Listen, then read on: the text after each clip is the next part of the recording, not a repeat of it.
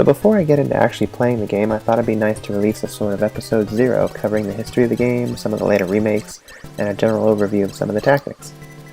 Military Madness was originally released in Japan in 1989 for the PC Engine as Nectaris, named after one of the barren seas on the moon. In America, the PC Engine was branded TurboGrafx 16, and Nectaris was released as Military Madness. This original version had a resolution of 256 by 240, about half the lines of a non-high-def TV. Alright, so we got some choices here. They're pretty obvious, but there's a couple tricks I'd like to share. If you hold down Select while you do continue here, you can actually play for the axis, which is kind of cool. And then if you do that select trick with 2-player, you can actually get the computer to play itself. I don't know how much fun that's to watch, but you could use it as a screensaver maybe.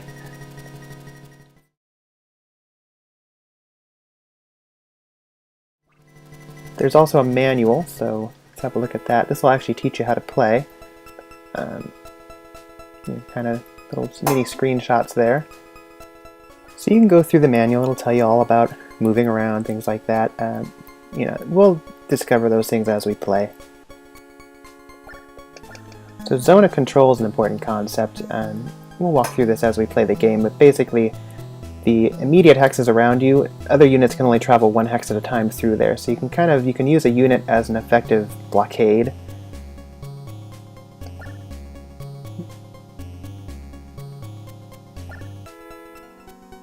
So support effect, this is an important one too.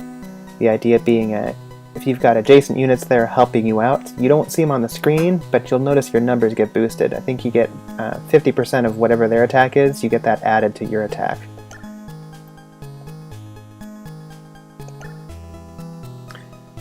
And then likewise there's a similar one for defense. The surround effect is probably the most important effect in the game. It's defined here as just if you've got a unit on either side of them, so if they're opposite sides of each other, their attack and their defense will get chopped in half.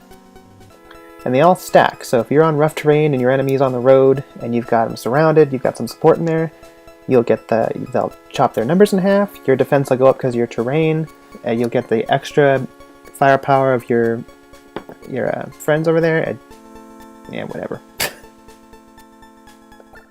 The first 16 maps they get progressively harder, and then the next 16 maps, numbers 17 to 32, are actually played on the same terrain but with different units, so that's kind of cool. And then level 32 is kind of a special case of this, where they went with a minimalist approach.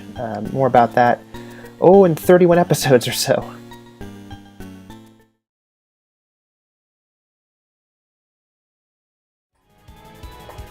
So there have been a lot of other minor releases and remakes, actually some major ones too. This, which you're looking at now, is the PlayStation version, released in 1998, called Nectaris Military Madness. And there was also a remake in 2009, released on WiiWare, PS3, Xbox 360, called Military Madness Nectaris, so just swapped them around.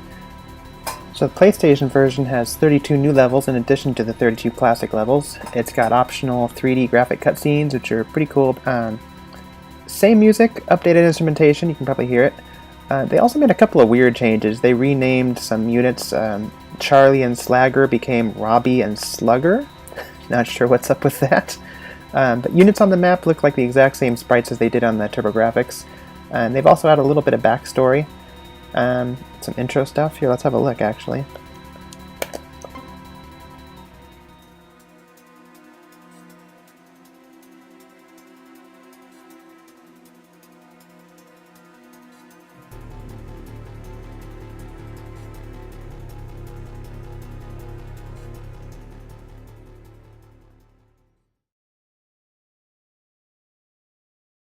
The WiiWare version is basically a remake of the original. It's got the same 32 maps, but different music, different graphics.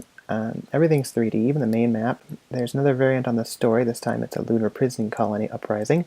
But the biggest feature, though, is the online multiplayer matches with custom maps, which I actually haven't tried myself. So yeah, check out some of those remakes.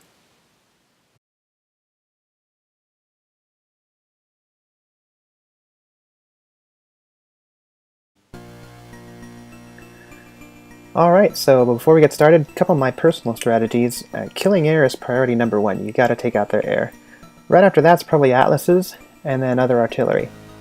There's a trick I like to call infantry bait, which is the idea that the computer especially hates trucks and pelicans full of infantry, or even just plain old out in the open infantry. They really get spooked by them, so they'll go after them even when it kind of doesn't seem reasonable, so I'll use that from time to time to my advantage. I like to play like these are my real people, so I'll try not to risk their lives unless it's really worth it. That's just my personal play style. Last thing, I will usually just annihilate them because it's more fun. So you can take over the base, but there's more satisfaction in killing every last one of the bad guys. So yay, video games. Alright, I will see you in episode 1.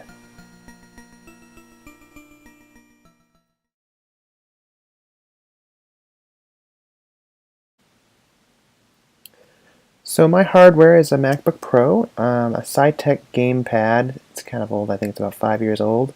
And for the mic, I'm just using the iPhone headphones, so just the headphones that came with my phone. It's got a built-in mic in it. Emulation, I'm using OpenEmu, which is amazing.